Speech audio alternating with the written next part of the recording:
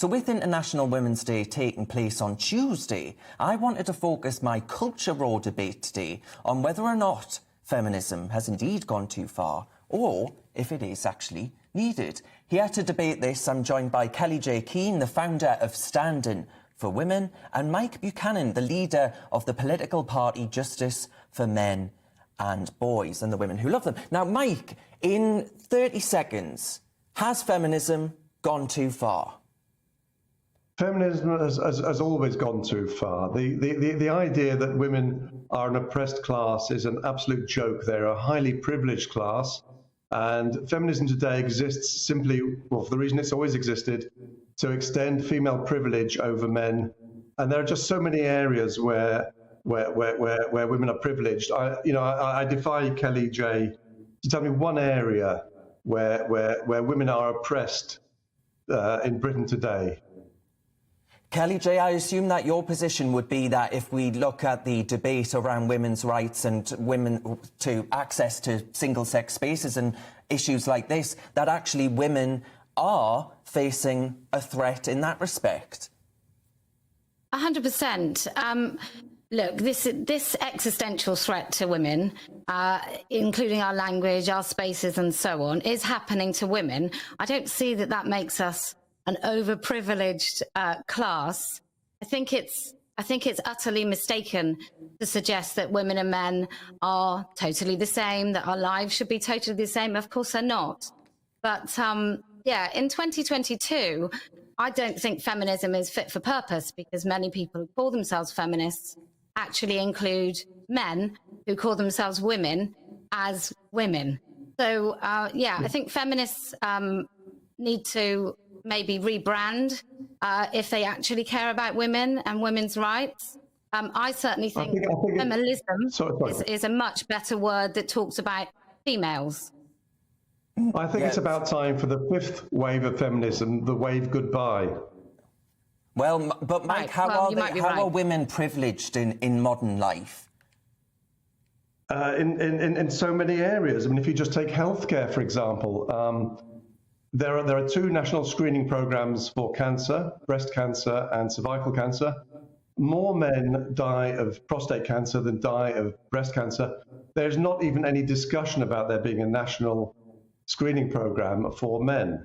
Males have been disadvantaged in the education system since 1987. So today, something like 60% of students are female. Wherever you look, I mean, women have protection against genital mutilation. Males have no protection against genital mutilation. Where are the campaigns, though? Where are the campaigns for that? Because obviously women, the reason women's healthcare is very much considered is women worked really hard to get those healthcare needs front and centre. So maybe men should do the same. I think it's absolutely quite right. If prostate cancer is the biggest killer reason for that, Kellie-Jay. Of men, the reason is women push at an open door. If prostate cancer is really serious, then men surely should raise a campaign. Yeah, just say that again, Kellie-Jay. We missed that ever so slightly. Well, look, I think prostate cancer seriously is a killer of men, and I don't understand why there isn't more of a push to do screening.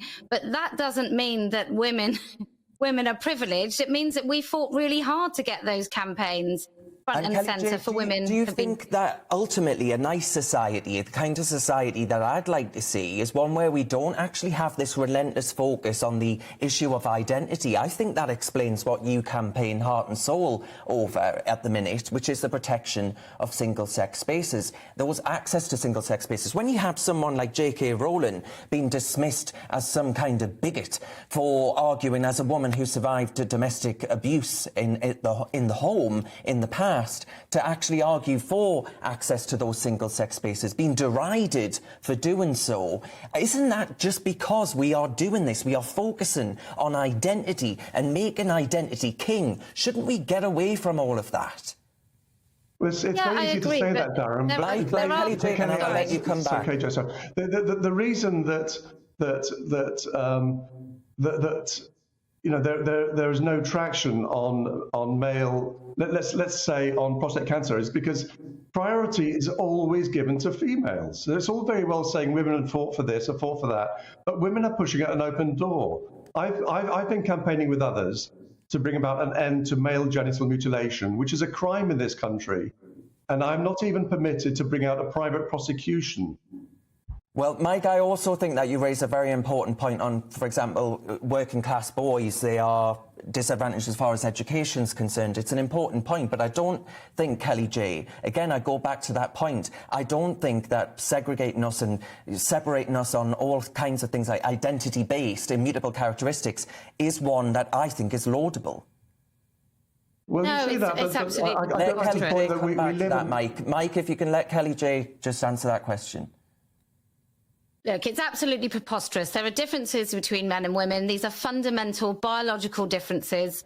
And I think it would be ridiculous to suggest that my biological makeup doesn't in some way shape my cultural experience, right? To then say that that can just be worn and adopted, I think is horrendously offensive. And that particular assault is happening more to women than it is to men. We can't even say a woman is an adult human female without being accused of using a transphobic dog whistle. So on that level, I don't think this could happen if we were this wonderfully overprivileged, well-considered and centred class of people.